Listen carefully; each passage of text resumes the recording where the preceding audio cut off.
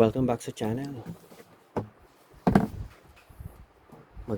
Samahan niyo ako mag-build nitong ating ano bang tawag dito? Hindi naman processor. Ito kasi digital mixer, wala nang ibang processor. Nandoon na lahat. So lalagyan ko siya ng mixer, drawer at saka isang mic.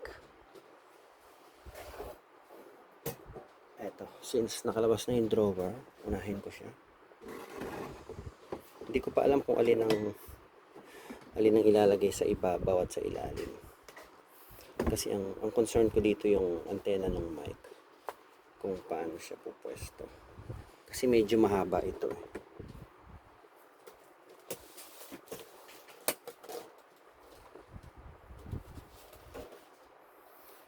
So ito yung ating Mecman MCV version 1. Try nating ilagay kasi mas prefer ko na sa ibabaw siya. Ang kaso nga lang yung antena kasi hindi natin maibebend ng nakadiretso pag yung antena nasa taas, or pwede rin namang dito siya, tapos yung mixer nandito. Try natin ang ganyan. Parang kailangan kong tanggalin yung paa. Kailangan nating tanggalin yung paa para sumakto siya doon sa butas. So, kailangan natin tanggalin yung paa. Tapos ilabas ko yung mixer muna.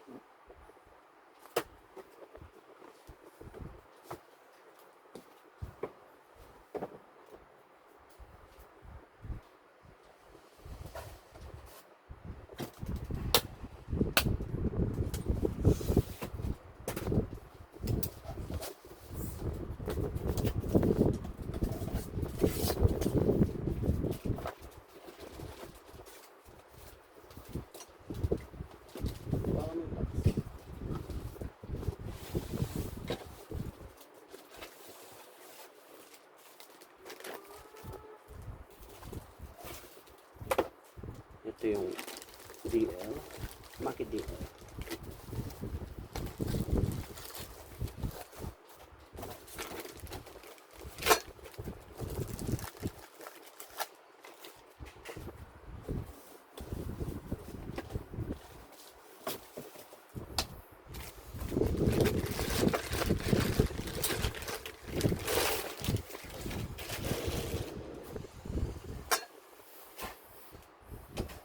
Lapit ko.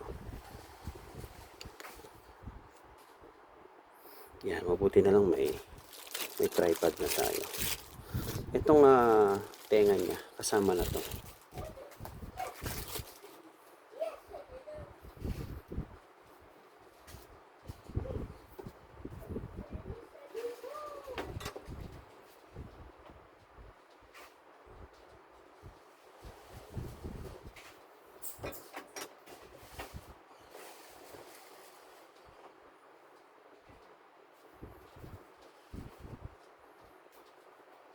Okay, sakto naman. Tinry ko doon sa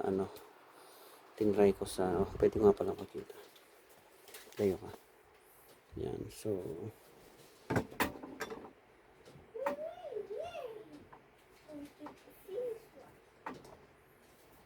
tumama naman siya doon sa sa butas.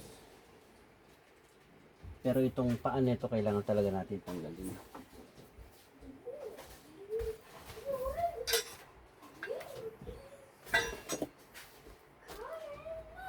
Siguro mauna na nating tanggalin ito muna. Para dire-diretso tayo mamaya.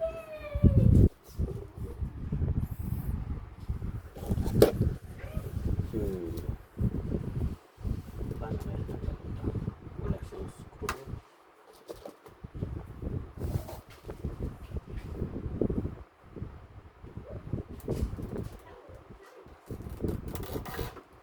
Ayun. Parang yung sa mga clip ng kotse.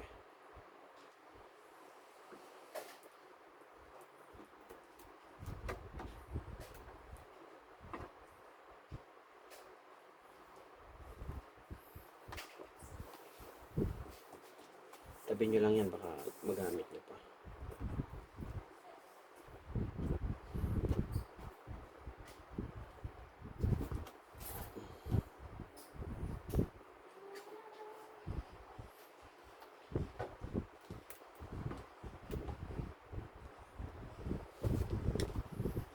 Yan, dali lang tanggalin. Balik mo na po yan. Try ko. Ito yung aking panganay. Baka mo ha. Baka mo, huwag mo ibabagsak. Yan, kanina pa siya nandiyan nakabantay sa akin. Sa kanya na mapupunta ito pagdating ng araw. Siya si Gavin. Nakatapat na sa butas? Nakatapat na. Okay. Ayan. Yan, very good. Okay. So ngayon ilagay natin yung tenga nitong DL.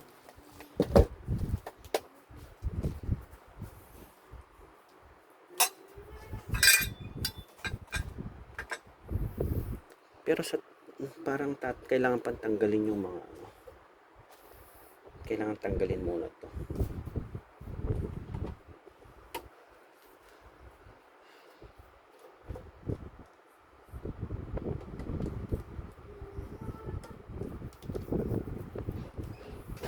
Ako nga.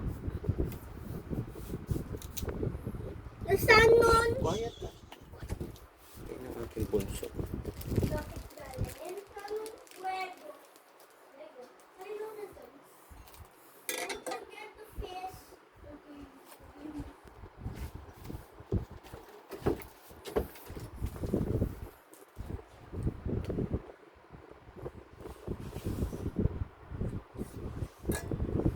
Okay. Okay. Dito siya. Medyo nakalubog siya ng konti.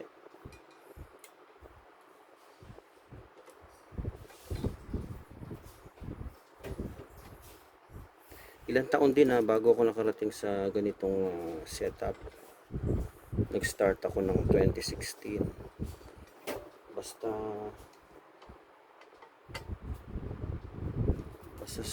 gaya na sinasabi ko sa inyo, basta tama ang presyo ninyo, makakapag-upgrade kayo ng gamit. Pero kung low baller, masyado mababa ang presyo, hindi kayo makakapag-upgrade. Hindi kayo makakapagpalaki ng setup. Mababa masyado ang presyo. Hindi rin naman kailangan sobrang mahal. Dapat sakto lang. Sakto lang makapag-puntar ka ng bagong gamit. Sakto lang na afford ka ng mga client.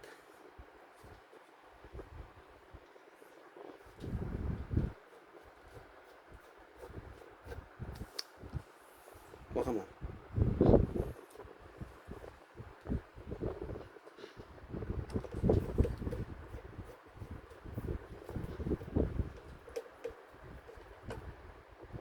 Yan. Diba na yan? Huwag niyo pakahigpit kasi metal to metal, baka malo-stretch siya.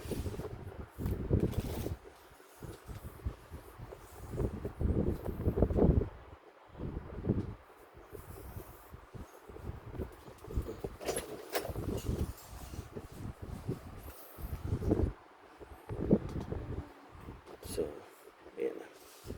Siguro screw ko muna tong dalawa.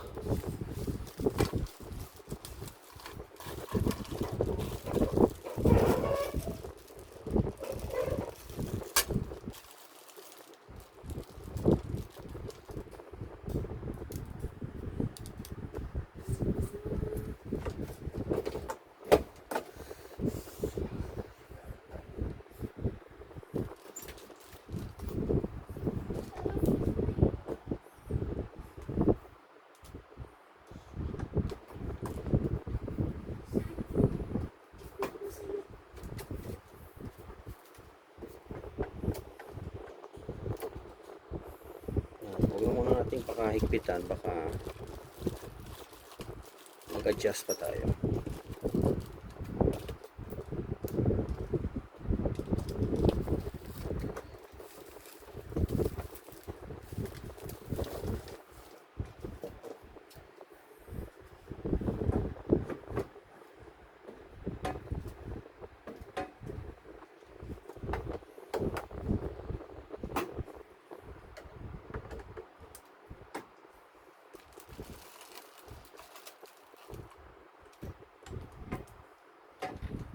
Daddy, hindi nakapantay. Dito.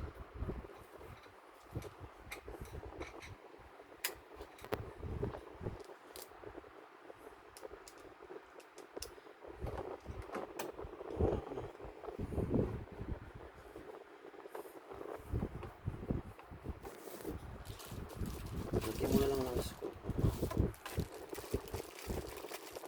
Lagyan mo. Sige, lagyan mo ng screw to.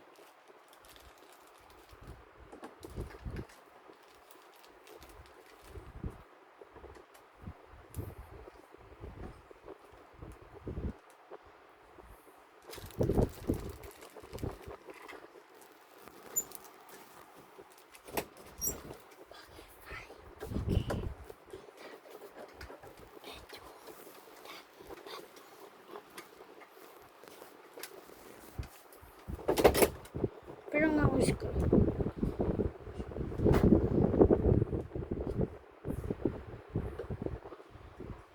Yan.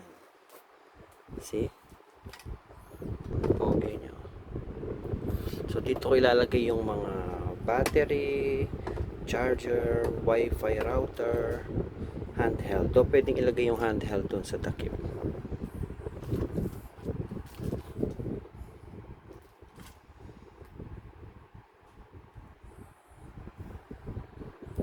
Siya nang lagas ko. Like father, like son talaga.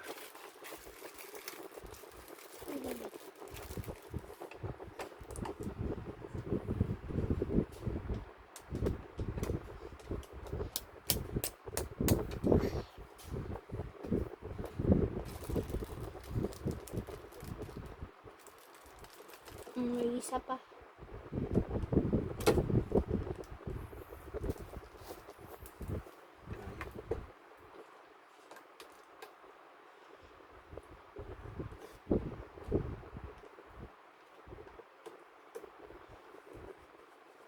Bitaw. Ito pa. Bigyan pa kita ng isa.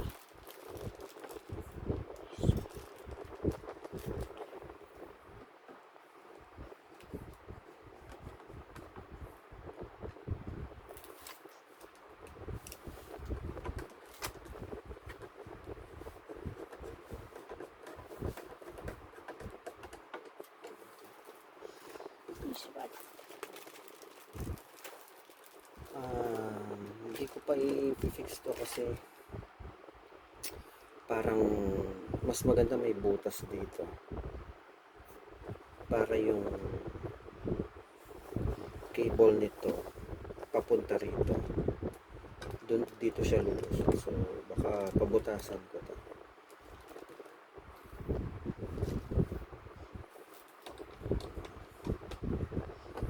Para lang makita ko yung itsura niya kung paano siya pag nakalagay. So, hindi pa natin i-fix to.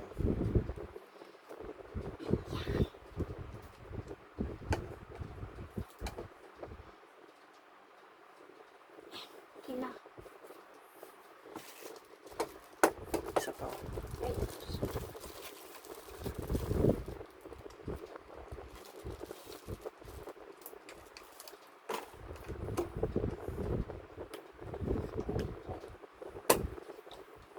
Mali.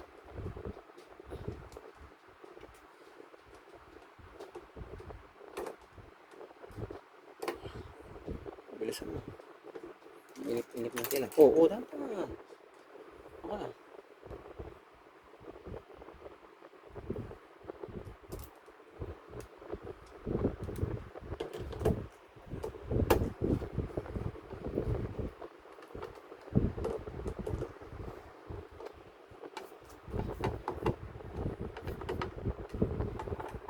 Huwag mo ibababa yung cellphone.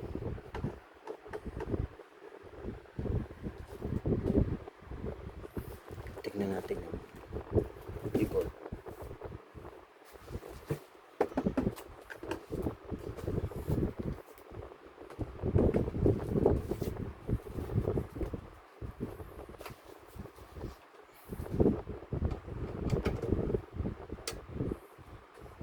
Hindi Ayan. pwede.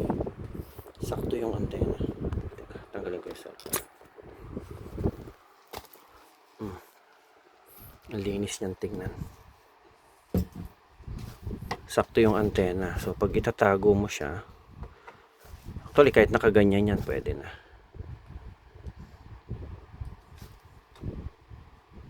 Pwede naman yan ganyan eh. Okay. So sa ngayon ganyan muna siya. Kasi kung ito nasa taas, pwede rin naman eh. I guess kung nasa taas siya, medyo nakaganyan nga lang yung antena. Pero sa ganda ng sagap kasi ng Mecman, tingin ko kahit nakaganyan, obra.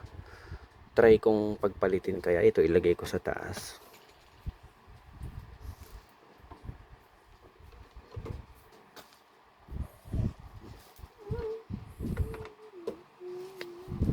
Baka ma-